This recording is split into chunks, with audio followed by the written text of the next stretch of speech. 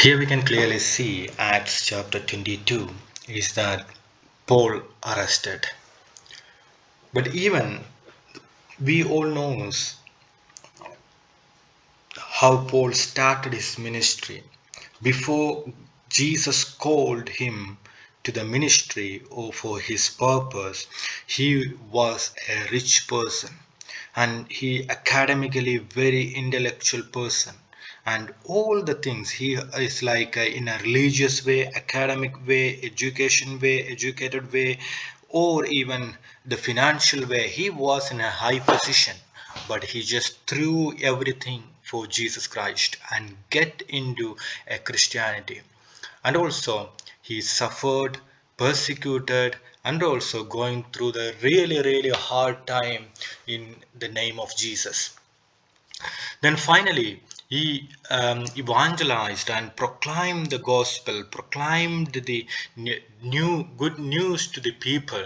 But even each and every places and each and everywhere, the people were, or the disciples or the followers of Christ were hiding to in order to not to get into the killed by authority, because people don't like a pure gospel.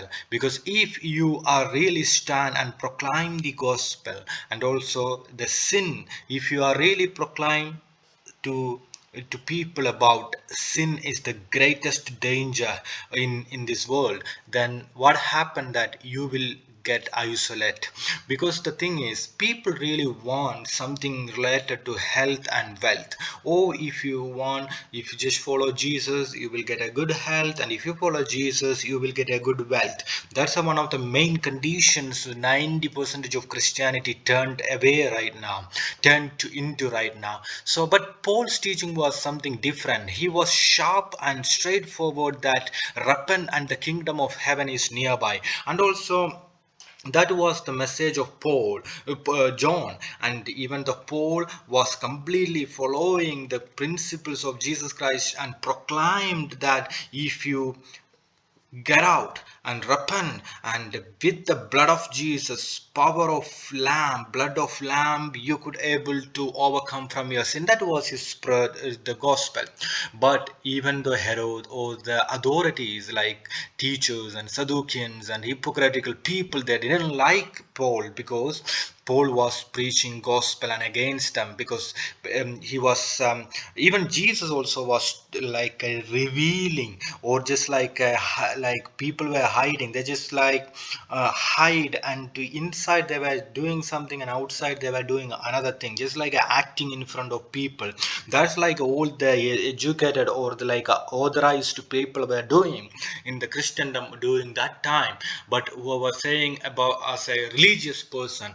But what happened that they were really stand, Jesus and Paul and all the followers of Jesus Christ really stand against this hypocritical life. And also people who are preaching wealth and health or the prosperity gospel only, that there will be a danger of hell, and please be aware. But the place is like a really pure heart and pure love that leads to holy life and the purity in your life. So here we can see that in the early or the beginning, the verse 1 to 7, that Paul arrested by the um, people. Then but even though he was in the custody, he never forget to proclaim the gospel. So wherever he was, he has a burden of that, the gospel of God, gospel of Jesus in his heart. So he was really trying to proclaim the gospel all the time.